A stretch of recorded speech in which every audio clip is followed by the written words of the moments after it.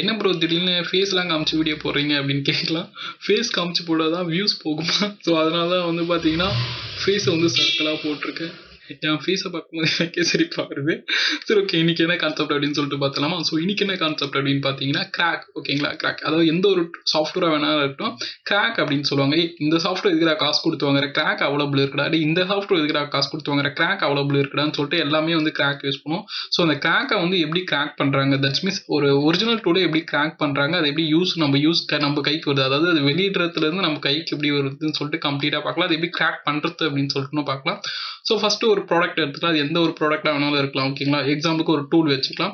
அந்த டூலோட ப்ரைஸ் வந்து பார்த்தீங்கன்னா 500, அதாவது 15 நாளைக்கு நீங்கள் ஃப்ரீயாக அந்த டூலை வந்து யூஸ் பண்ணிக்கலாம். ஓகேங்களா, அதுக்கு மேலே போகும்போது அது உங்ககிட்ட லைசன்ஸ் கீ அப்படின்னு சொல்லிட்டு கேட்கும். அந்த லைசன்ஸ் கீ கேட்டால் தான், அதாவது போட்டால் தான் உங்களால் யூஸ் பண்ண முடியும், இல்லைனா யூஸ் பண்ண முடியாது. அப்படி வச்சுக்கலாம்.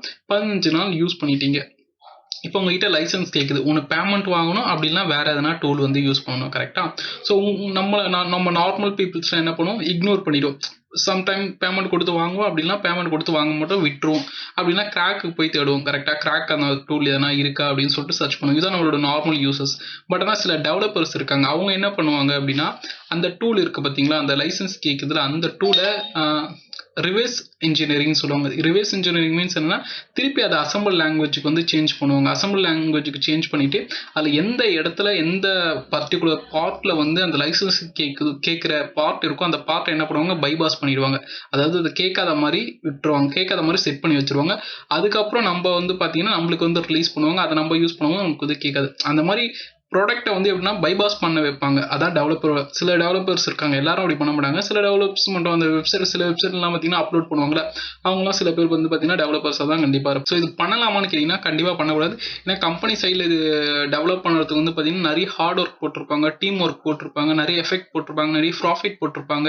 ஸோ இது எல்லாம் போட்டு தான் வந்து அவங்க ரிலீஸ் பண்ணுறாங்க. நிறைய பேர் வாங்குவாங்க, யூஸ் பண்ணுவாங்க. அப்படின்னு வாங்குவாங்க, யூஸ் பண்ணுவாங்க, ஓகே. பட் ஆனால் கிராக் பண்ணி யூஸ் பண்ணுவாங்கன்னு சொல்லிட்டு அவங்க நினச்சி பார்க்க மாட்டாங்க. கரெக்டாக? ஸோ அதனால வந்து பார்த்தீங்கன்னா நான் யூஸ் பண்ணுங்க, யூஸ் பண்ணாத சொல்றது என்னோட இது இல்லை, அது உங்களோட விருப்பம் தான். பட் கம்பெனி சைட்ல இருந்து யோசிக்கும் போது பார்த்தீங்கன்னா கிராக் வந்து அவங்க யூஸ் பண்ணுறது தெரிஞ்சுது அப்படின்னா அவங்க மேலே வந்து அவங்க கேஸ் ஃபைல் பண்ணுறதுக்கு வாய்ப்பு இருக்குது. ஓகேங்களா, ஸோ அதனால ஒரிஜினல் மோஸ்ட்லி யூஸ் பண்ண பாருங்க. இது ஃபுல்லையும் பார்த்தீங்கன்னா எஜுகேஷன் வீடியோ தான். இப்போ எக்ஸாம்பிளுக்கு வந்து எப்படி வந்து கிராக் வந்து பண்ணுறாங்க அப்படின்னு சொல்லிட்டு சின்னதாக உங்களுக்கு பண்ணி காமிக்கிறேன். டுடே வீடியோன்னு இருக்கா, அதை கிளிக் பண்ணிக்கலாம். கிளிக் பண்ணிவிட்டு பவர் ஐஎஸ்ஓன்னு இருக்குது பார்த்தீங்களா, இதை ஃபஸ்ட் நம்ம என்ன பண்ணிக்கிறேன், இன்ஸ்டால் பண்ணிக்கிறேன். ஸோ இது வந்து உங்கள் எல்லாருக்குமே தெரியும். கரெக்டாக? இது என்ன பண்ணும், நம்மளுக்கு ஐஎஸ்ஓ ஃபைலை வந்து எக்ஸ்ட்ராக்ட் பண்ணி கொடுக்கும். இன்ஸ்டால் அப்படின்னு இருக்குது பார்த்தீங்களா, இந்த இன்ஸ்டாலை வந்து கிளிக் பண்ணிக்கலாம். கிளிக் பண்ணோடனே நமக்கு வந்து இன்ஸ்டலேஷன் ஸ்டார்ட் ஆகிடுச்சு. அகைன் நெக்ஸ்ட்டு கேட்குது, நெக்ஸ்ட்டு கொடுத்துக்கிறேன். இதுக்கு வந்து க்ளோஸ் கொடுத்துக்கிறேன். இதை நம்ம நார்மலாக எதுக்கு யூஸ் பண்ணுவோம்னு சொல்லிட்டு எல்லாருக்குமே நல்லாவே தெரியும். எதுக்கு இதை காமனாக நம்ம யூஸ் பண்ணுவோம் அப்படின்னு பார்த்தீங்க அப்படின்னா, இந்த ஐஎஸ்ஓ ஃபைலை வந்து எக்ஸ்ட்ராக்ட் பண்ணி யூஸ் பண்ணுறதுக்காக யூஸ் பண்ணுவோம். ஸோ அதோட ஐக்கான் இங்கே வந்துடுச்சு. கரெக்டாக? ஸோ இதை நான் டபுள் டேப் பண்ணி ஓப்பன் பண்ணுறேன். ஆன்லைனில் ஆர்டர் பண்ணி பே பண்ணி அதை வாங்கலாம், இல்லை ரெஜிஸ்டர் நம்பரை போட்டு, அதாவது என்னென்னா ரெஜிஸ்டர் கோடை வந்து நீங்கள் போட்டும் இதை வந்து யூஸ் பண்ணிக்கலாம். அப்படி இல்லைனா அன்ரெஜிஸ்டர்லையும் யூஸ் பண்ணிக்கலாம். தட்ஸ் மீன்ஸ் ட்ரையல் வெர்ஷன் அப்படின்னு சொல்லுவோம்ல, அதில் யூஸ் பண்ணிக்கலாம். பட் சில ஃபியூச்சர்ஸ் மட்டும் தான் யூஸ் பண்ண முடியும் ட்ரையல் வெர்ஷனில் எப்பயுமே. ஸோ வந்து பார்த்தீங்க அப்படின்னா எல்லா ஃபியூச்சரும் யூஸ் பண்ண முடியும். எல்லா ஃபியூச்சரும் யூஸ் பண்ணணும் அப்படின்னா நீங்கள் பை பண்ணி கிராக் தான் பண்ணணும். ஓகேங்களா? ஸோ இப்போ இந்த கிராக் வந்து எப்படி பண்ணுறதுன்னு சொல்கிறேன். இது வந்து ஜஸ்ட் வந்து பார்த்தீங்கன்னா எஜுகேஷன் தான் நான் அகைன் வந்து சொல்லிக்கிறேன். ஏன்னா திடீர்னு வந்து காப்பி ரைட்ஸ் கொடுத்தாலும் கொடுப்பாங்க. ஸோ அதனால தான். ஸோ இப்போ என்ன பண்ணுறோம், இதை வந்து க்ளோஸ் பண்ணிக்கலாம். பார்த்தீங்கன்னா அன்ரெஜிஸ்டரில் தான் இருக்குது, தெரியுதா? அன்ரெஜிஸ்டர் காப்பியில் தான் இருக்குது. ஸோ இதை க்ளோஸ் பண்ணிக்கிறேன். இதுக்கு நான் என்ன டூல் யூஸ் பண்ணுறேன் அப்படின்னா, ஸ்னாப்ஷாட்னு இருக்குது பார்த்தீங்கன்னா, இதை எக்ஸ்ட்ராக்ட் பண்ணிக்கலாம். ஸோ கம்ப்ளீட்டாக அது வந்து எக்ஸ்ட்ராக்ட் ஆகட்டும். ஓகே, எக்ஸ்ட்ராக்ட் ஆகிடுச்சு. ஓகேங்களா? ஸோ இது ரிலீஸ் அப்படின்னு இருக்கா, இதை ஒரு கிளிக் பண்ணிக்கலாம். கிளிக் பண்ணிவிட்டு இதில் வந்து பார்த்தீங்கன்னா 64 அப்படின்னு இருக்குல்ல, அதையும் யூஸ் பண்ணிக்கலாம். 32 கூட ஓன் பண்ணிக்கலாம். இதோட இது என்னன்னு பார்த்தீங்கன்னா 32ல் தான் ரெடி பண்ணியிருப்பாங்க. ஸோ 32வே எடுத்துக்கலாம். ஸோ இது வந்து 32 DBGன்னு இருக்குது பார்த்தீங்களா, அதை ஓப்பன் பண்ணிக்கலாம்.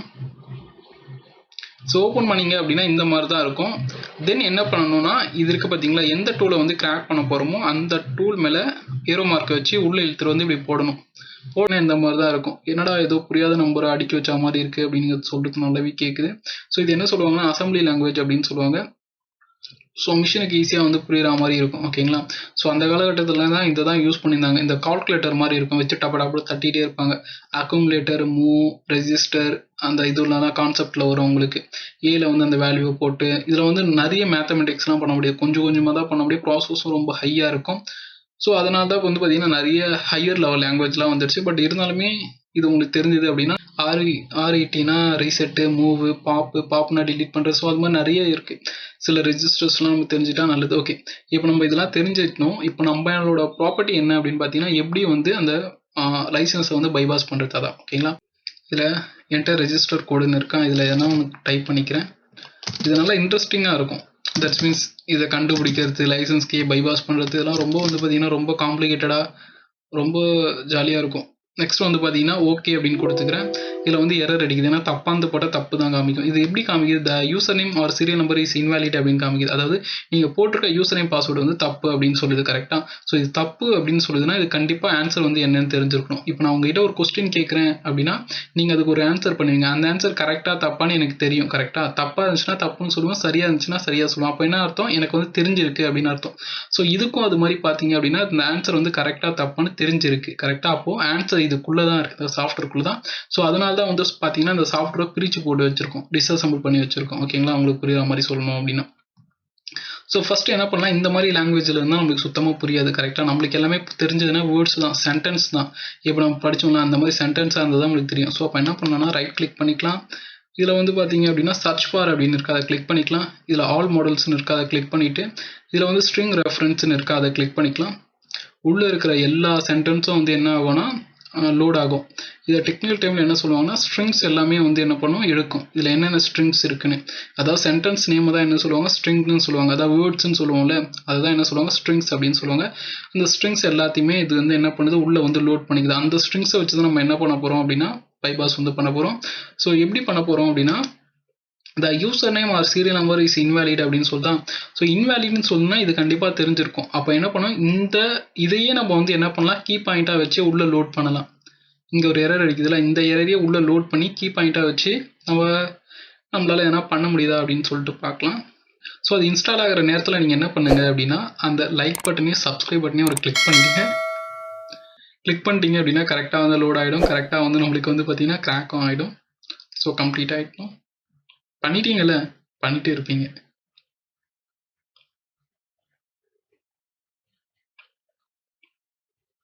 ஸோ இன்னும் கொஞ்சம் லோட் ஆகட்டும். 98% வந்துடுச்சு, இன்னும் 2% வந்துச்சு அப்படின்னா கம்ப்ளீட் ஆகிடும். ஸோ இப்போ என்னென்னா அந்த உள்ள என்னென்ன சென்டென்ஸ் இருக்கோ அது எல்லாத்தையும் என்ன பண்ணுறோம், நம்ம லோட் பண்ணி எடுக்கிறோம். ஸோ இப்போ என்ன பண்ணுது, இந்த சாஃப்ட்வேரில் இருக்க எல்லா சென்டென்ஸையும் இது என்ன பண்ணிச்சு, லோட் பண்ணிடுச்சு கரெக்டாக. ஸோ நம்மளுக்கு அடித்த எரர் என்ன error, the username or serial number incorrect. the username correctனா இந்த இடத்துல இருக்கு பாருங்க, எந்த ஸ்ட்ரிங்கு 0048876C இந்த ஸ்ட்ரிங்கில் இருக்கு. புஷ் பவர் ஐசி அது சம்திங் இருக்குது. இது என்ன பண்ணலாம், ரைட் கிளிக் பண்ணி ஃபாலோ டிஸ்அசம்பிளுக்கு கொடுத்தீங்க அப்படின்னா மேலே வந்துருச்சா. ஸோ இதில் வந்து பார்த்தீங்கன்னா 2 ஆப்ஷன்ஸ் இருக்குது. இதில் என்னென்னா the user name or serial number, அதாவது தப்பாக போட்டிங்க அப்படின்னா உங்களுக்கு என்ன எரர் அடிக்கும், the user name or serial number is இன்வாலிட்னு அடிக்கும். இதுவே கரெக்டாக போட்டிங்க அப்படின்னா தேங்க்யூ ஃபார் ரெஜிஸ்ட்ரேஷன் அப்படின்னு சொல்லிட்டு காமிக்கும். அப்போ என்ன அர்த்தம் அப்படின்னா இது தப்பு, கரெக்டாக இது தப்பாக போட்டால் இந்த எரர் அடிக்கும், கரெக்டாக போட்டால் இது வரும் கரெக்டாக. ஸோ அப்போ என்ன அர்த்தம்னா இதுக்குள்ளே தான் அந்த ப்ரோக்ராமோட மேட்ரே இருக்குது. ஸோ இந்த லைன்லேருந்து இந்த லைனுக்குள்ளே தான் ஏதோ சம்திங் மேட்ரு இருக்குது. ஸோ இந்த மாதிரி ஈஸியாக நம்மளுக்கு தெரிஞ்சிச்சு அப்படின்னா அந்த ப்ரோக்ராம் நம்ம நோட் பண்ணி கண்டுபிடிச்சிக்கலாம்.